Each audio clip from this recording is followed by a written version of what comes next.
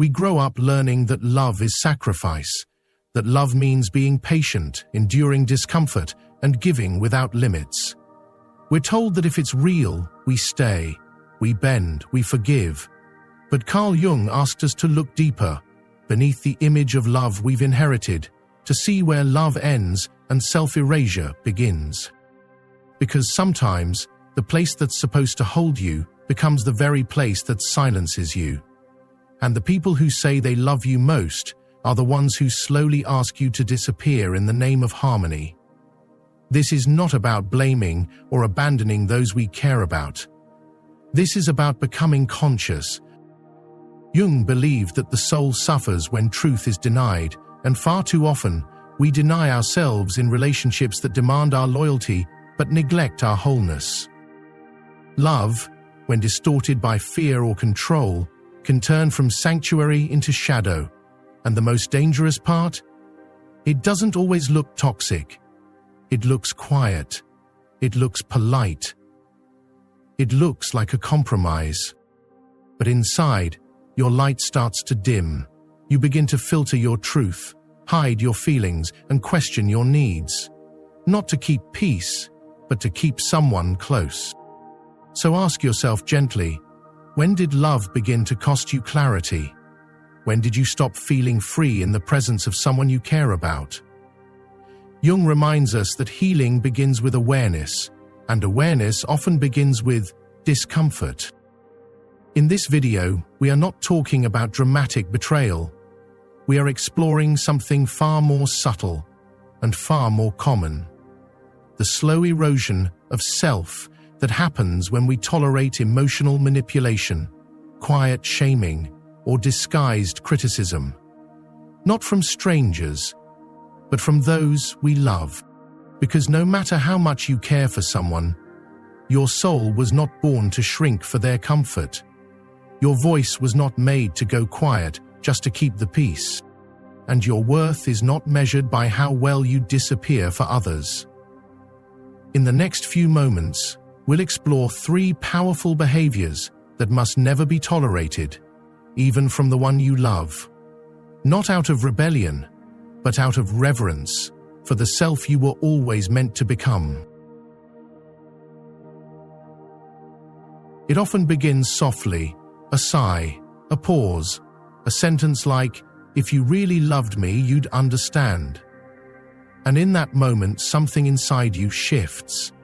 You hesitate. You silence your own needs. Not out of clarity, but confusion. You begin to bend, not because it feels right, but because you fear what will happen if you don't.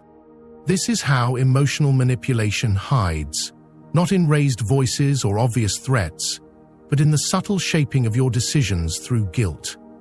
It wears the face of affection, but speaks the language of fear. And Carl Jung had a name for this quiet takeover of your will: psychic possession. Psychic possession is when the emotional weight of another person begins to govern your inner world. You start making choices not from your own truth, but from their wounds, their fears, their silence, their sadness.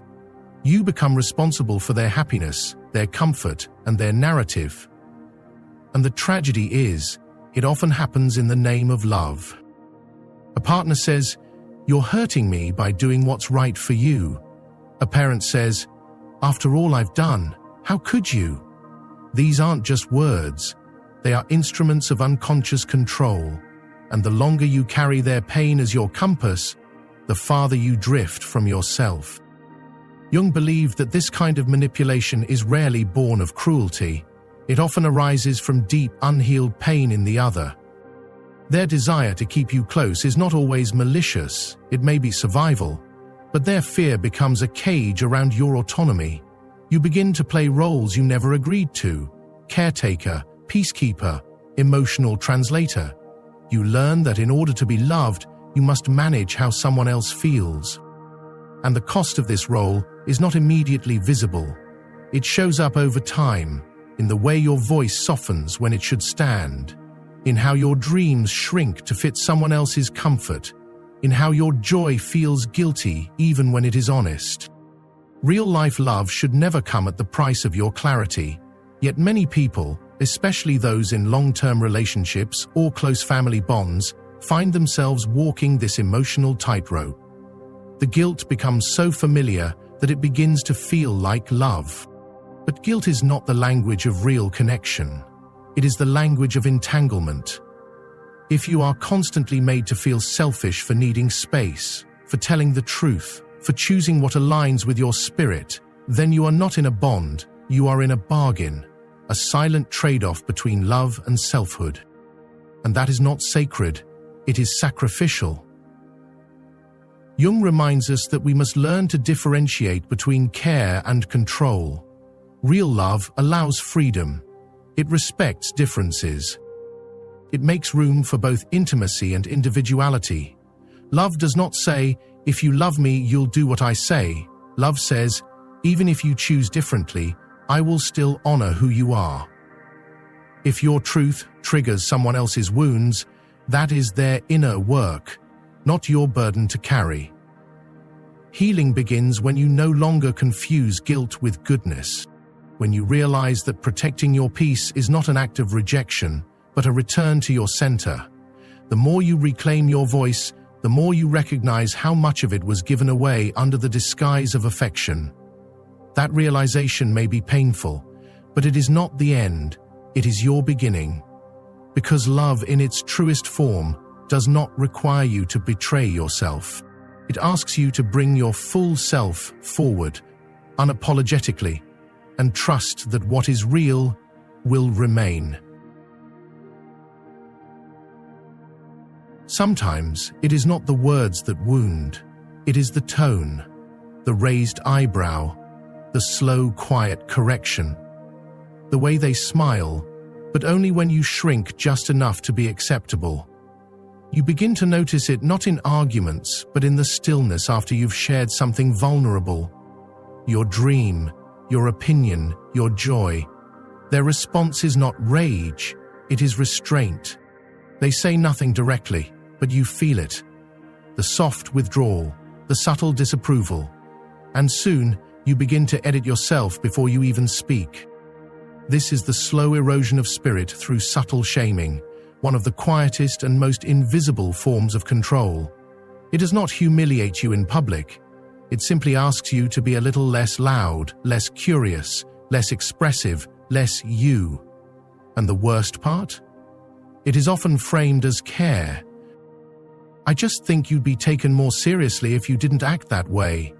Are you sure that's the right thing to wear, to do, to say? It is not overt rejection. It is emotional redirection, cloaked in concern. And over time, it makes you question the very parts of you that were once vibrant. Jung warned us that the path to psychological wholeness, what he called individuation, requires that we reclaim and integrate all aspects of ourselves. That means our voice, our strangeness, our instincts, our wildness, our truth. But when you are repeatedly made to feel like those parts are too much, you begin to suppress them. Not because you believe they are wrong, but because you fear they are unwanted. And when you suppress what is true, you don't just lose your authenticity, you lose the aliveness that makes love real. This is the tragedy many people experience in relationships that look functional on the surface but feel empty at the core. There is no chaos, no obvious harm, just a creeping sense that you are fading. You walk on eggshells, not because they are cruel, but because you fear becoming a burden. You dull your shine, not because they told you to, but because something in their presence makes you feel like your light is unwelcome. That is not love. That is emotional shrinking. And no soul was meant to shrink itself to fit someone else's comfort zone. Jung would remind us, anything that asks you to reject your inner truth is not a path to love, but a detour into self-abandonment. The healing begins when you notice this pattern, not with blame, but with awareness. When you catch yourself going quiet, not from peace, but from fear. When you realize that your joy is always too loud in their presence, when you feel the ache of invisibility, even when you are sitting right beside them. These are the moments when your soul is whispering, "This is not who you are meant to be." To heal, you do not need to confront with anger. You need to reconnect with your essence. Start by validating what has been repeatedly dismissed. Speak what you've been softening. Stand in your fullness, not for confrontation, but for clarity. Because real love, mature love, does not ask you to become smaller to be accepted. It invites you to expand and become more of who you already are. And if someone truly loves you, they will not correct your light. They will stand beside it and call it beautiful. It often comes dressed as care, a sentence wrapped in concern. "I'm just being honest. I'm saying this for your own good." The words may sound reasonable, even loving, but they land like quiet daggers. They don't clarify your path. They cloud your confidence. What they call honesty, your soul receives as doubt. And over time, it becomes harder to tell the difference between helpful advice and emotional sabotage. This is how criticism in disguise begins its work, not with rage or control, but with subtle messages that make you question your instincts. Your partner, your friend, someone you deeply trust, may challenge your ideas, downplay your talents, or poke holes in your dreams, not because you are wrong, but because something about your growth threatens the version of you they feel safe with. And because their tone is gentle, or their words seem logical, you start turning their judgments inward. You begin editing your potential. You hold back, not because you lack ability, but because someone you love convinced you to be cautious, less bold, less sure. Carl Jung warned us that people often criticize what they refuse to face within themselves. He called it projection, a psychological defense that places one's disowned fears onto others. So when someone says, "You'll never succeed at that," what they might be revealing is their own regret. When they say, "You're being unrealistic," they may be voicing the part of themselves that stopped believing in possibility long ago. They are not describing your limits. They are speaking through the veil of their own wounds. And if you are not awake to this pattern, you will begin to wear their voice like your own. You will mistake their fear for your truth. This emotional erosion is rarely loud. It is subtle. You stop sharing your ideas. You start second-guessing your direction. You seek permission before trusting your gut. And in doing so, you become smaller. Not because someone silenced you, but because you internalized their doubt as your compass. This is not feedback. This is quiet sabotage dressed as sincerity. But Jung reminds us, your intuition is not negotiable. It is the language of your inner self, and when you stop listening to it, you lose more than your clarity. You lose your ability to self-direct. The healing begins when you recognize that not every critical voice deserves access to your inner world, especially when that voice wears the mask of love. In real life, this pattern shows up in countless homes, especially among couples or family members who have grown used to familiar roles. Maybe you've always been the one who plays it safe, who compromises, who keeps peace. So the moment you step into expansion, discomfort rises, not just in you but in those around you. Your courage unsettles their comfort, and rather than face that, they criticize it. Not to wound you, but to pull you back to where it feels familiar for them. Your task is not to fight them. It is to stay rooted in your becoming. When your idea is dismissed, you can still hold it. When your truth is doubted, you can still believe it. When someone questions your strength, you can still act on it. This is not rebellion. It is self-loyalty. And in time, your steady self-trust becomes the boundary, the shield, the healing. Because when you no longer borrow someone else's fears, you reclaim your future. In real relationships, especially the long and deeply entangled ones, It is easy to believe you have only two choices: betray yourself or break their heart. This is the hidden fear that keeps many silent, especially those who grew up learning that love requires accommodation, not honesty. But Carl Jung would remind us that the path of growth does not demand violence, only clarity. Boundaries are not doors you slam shut in anger. They are thresholds you draw with self-respect, gentle yet firm. Invisible lines where your soul says, "This is who I am, and I can no longer disappear to keep someone else comfortable." It begins not with confrontation, but with conversation. A conversation with yourself. You ask, "Where do I end and the other begin? What parts of me have I silenced for their comfort? What patterns do I repeat that drain my energy while calling it love?" These questions are not easy. They stir memories. They awaken old roles. But they are necessary if you are to move from emotional survival into emotional sovereignty. When you speak from this space of inner clarity, something powerful happens. Your truth stops sounding like a threat. It becomes a gift. You say things like, "I love you, and I also need room to grow." You say, "I want to stay close, but not at the cost of my voice." These are not ultimatums. They are sacred markers that protect both connection and individuality. Healthy love is not about merging into one indistinct being. It is about standing whole beside another, without having to collapse to be held. Jung knew that individuation, the process of becoming who you are, does not require abandonment. It simply requires alignment. And in that alignment, some will naturally drift, but others will rise. They will feel the vibration of your integrity and meet it with their own. And those are the relationships worth keeping. The ones that bend, not break. The ones that expand, not control. The ones where your boundaries are not met with resistance, but with curiosity and respect. Still, many fear that boundaries mean rejection, especially in cultures or families where emotional enmeshment is confused with love. But boundaries are actually bridges when they are built with compassion. Instead of saying, "You hurt me," you say, "This is what I need to feel safe." Instead of demanding change, you model authenticity.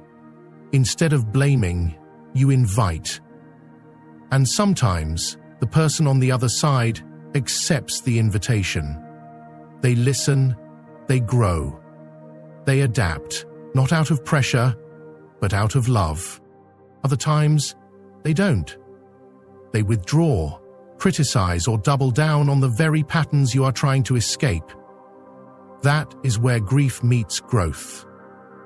Because even then, the boundary has done its work. It revealed the truth. Not just about them, but also about how much of your life has been shaped by fear of being left. And in that moment, you stand at a sacred crossroads. Will you shrink again for the illusion of closeness? Or will you stay faithful to the self that finally found its voice? Protecting your peace is not selfish. It is an act of maturity. And true love, the kind that is rooted in presence and depth, will never ask you to fracture yourself to stay. It will honor your truth, even when it challenges old dynamics, because real love is not fragile. It does not shatter when faced with honesty. It stretches, it breathes, it transforms.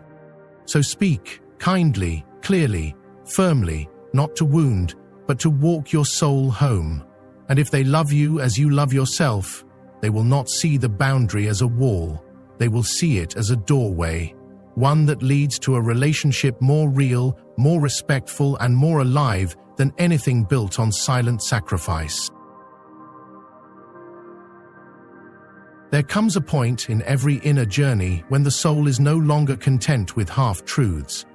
It refuses to whisper when it needs to roar. It stops shrinking itself to be digestible for those who only ever loved the convenient version of you. And it is here, in this sacred threshold, that one of life's most misunderstood truths rises. You can love someone with your whole heart and still draw a line. You can cherish them, pray for them, and still walk away from the patterns that keep you small. Carl Jung once said, "The most terrifying thing is to accept one's self completely, not because the self is terrible, but because it is vast. It is layered, it holds contradictions and unmet needs, unspoken truths and buried grief." To accept yourself fully means you can no longer participate in dynamics that dishonor your soul, even if those dynamics are wrapped in love, especially when they are. Many people confuse self-connection with selfishness. They label your boundaries as rejection, your silence as pride, your clarity as coldness. But this is because they have not yet learned to sit with their own emptiness without asking others to fill it. And so, when you stop playing the role you were assigned, the pleaser, the peacemaker, the fixer, they panic. Not because you have harmed them, but because you have stopped enabling the illusion that you do not have needs of your own. It is not cruel to say no to what depletes you. It is not betrayal to step out of roles that required you to abandon your spirit to be loved. What feels like conflict is often just clarity arriving after years of confusion. You are not breaking something, you are revealing what was never whole to begin with. And in that revelation, you are setting yourself free. Real love is not threatened by your truth. It may be challenged, it may be stretched. But it does not collapse when you stop performing. It does not ask you to trade authenticity for approval. In fact, it is only when we risk being real that love begins to show its true form, not as attachment, but as resonance, not as control, but as celebration. Love that grows in truth knows how to hold space for your no as much as your yes. And yes, saying no might cost you something. It might cost you closeness. It might cost you comfort. It might even cost you the image you've upheld for years. But what you gain is infinitely more valuable. You gain congruence between your inner world and your outer life. You gain the quiet peace of no longer betraying yourself to be liked. You gain a life that feels like home, not just to others, but to you. This is what Jung meant when he spoke of individuation. It is not about becoming separate for the sake of isolation. It is about becoming whole for the sake of truth. It is about claiming your voice, your rhythm, your boundaries, and letting your relationships evolve accordingly. Some will deepen, some will fade, but all will align more closely with who you truly are. And here lies the paradox. When you say no from love, not from resentment or fear, you actually open the door to deeper intimacy. You allow relationships to be built not on expectations, but on presence. You invite others to meet the real you, not the version who tiptoes around their emotions, but the one who speaks with courage and listens with compassion. So if you are standing at the edge of a hard conversation, if your heart is heavy with the fear of disappointing someone you care for, remember this. Your soul is not asking for separation, it is asking for integration. It is not rejecting love, it is rejecting the conditions that have made love feel like pressure. In doing so, it makes room for something purer to grow. You can love them deeply and still say no. You can wish them well and still walk away. You can forgive them and still choose to protect your peace. And none of this makes you unloving. It makes you whole. The ultimate act of love is not to stay in what hurts. It is simply to prove your loyalty. It is to become so loyal to your own healing that others are forced to rise if they wish to walk beside you. Real love liberates. It calls forth the highest in you, and sometimes, to hear that call, you must first fall silent to all the voices that once convinced you that you had to earn it. You do not have to earn love by becoming smaller. You do not have to buy peace by abandoning your truth. You are not here to be consumed. You are here to be known, fully, honestly, freely. And the day you realize that, everything changes. If this message stirred something inside you, don't stop here.